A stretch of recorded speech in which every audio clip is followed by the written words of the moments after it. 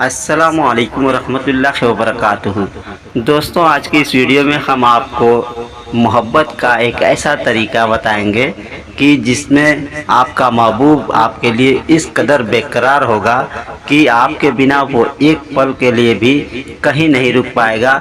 वो सीधा दौड़ा हुआ आपके पास आएगा और आपका मुती और फरमाबरदार रहेगा। अगर आपके अलावा कोई उसको कुछ कहेगा, आपके खिलाफ उसको भड़काएगा, डराएगा, धमकाएगा, तो उसके ऊपर कोई असर नहीं पड़ेगा। वो किसी भी सूरत में आपसे खिलाफ नहीं होगा, आपसे जुदाई हरगिज़ गवारा नहीं करेगा। इसमें आपको ज़्यादा मेहनत नहीं करनी है, सिर्फ़ तावीज़ लिखना है और पढ़ाई कुछ नहीं करनी है। तावीज़ लिखने के लिए आपको पाक साफ़ होना ज़रूरी है। आपके बदन पे और कपड़े पर किसी भी किस्म की कोई नापाकी नहीं लगी होनी चाहिए और उस वक्त आप खुशबू से मुअत्तर रहें। अपने जिस्म पर अतर वगैरह, सेंट वगैरह लगा लें और नहीं तो अगरबत्ती वगैरह भी जला लें। एक सफ़ेद कागज़ पर काली स्याही रोशनाई से लिखें। इसके इस्तेमाल के कई तरीके हम आपको बताएंगे।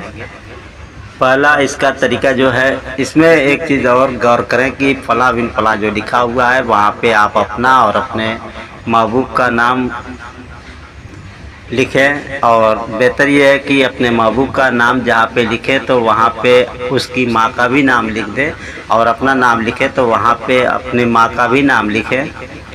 वैसे अगर माँ का नाम ना लिखें तो भी ये काम पूरी तरीके से तावीज़ करेगी।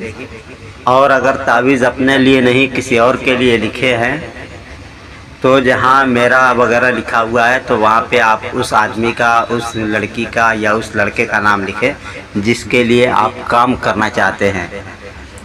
अब इस तावीज़ को ले जा कर के ज़मीन में कहीं सुराख करके उसमें डाल दें और सुराख करके डाल दें तो जो सुराख होगा उसमें चौराहे की मिट्टी, कोई भी आपके गली या सड़क पे चार रास्ता जो क्रॉस करता हो, एक सड़क से एक गली से चार रास्ता जाता हो, तो वहाँ की थोड़ी सी मिट्टी ला करके उस सुराख में डाल दें। सुराख को बंद कर दें, भर दें उस मिट्टी से। दूसरा तरीका इसका ये है कि इस तावीज़ को ले जा कर के सीधे कब्रिस्तान में दफन कर दें। और चौथा तरीका ये है कि एक पुतला बनाएं, मोम का, मिट्टी का या आटे का। पेट में इस तावीज़ को रखें और तावीज़ रखने के बाद छोटी छोटी 7 अदद सुई ले लें। एक कान में, एक नाक में, एक सर में, एक हाथ में, पाँव में, पीठ में, इसी तरीके से सारी सुइयाँ जो है पुतले में खोप दें और फिर इस पुतले को अपने घर में अपने पास महफूज रखें। एक और तरीका सूरह मुज़म्मिल का बहुत ज़्यादा कारआमद और मुजर्रब है।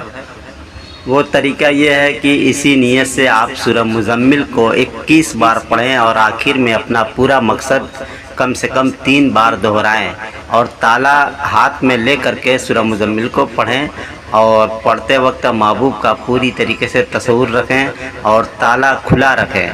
और जब पढ़ाई पूरी हो जाए, मकसद पूरा हो जाए, तो उस ताले के सुराख में जो है, जहाँ चाबी लगाई जाती है और जहाँ कुंडी लगाई जाती है, उस दोनों जगह पे फूंक मारें और फिर ताले को चाबी से बंद कर दें और चाबी जो है ताले से बाहर निकाल दें। फिर इस ताले को ले जा कर के कब्रिस्तान में भी दफन कर सकते हैं, दरिया में भी डाल सकते हैं और अपने घर में हवा में भी लटका सकते हैं।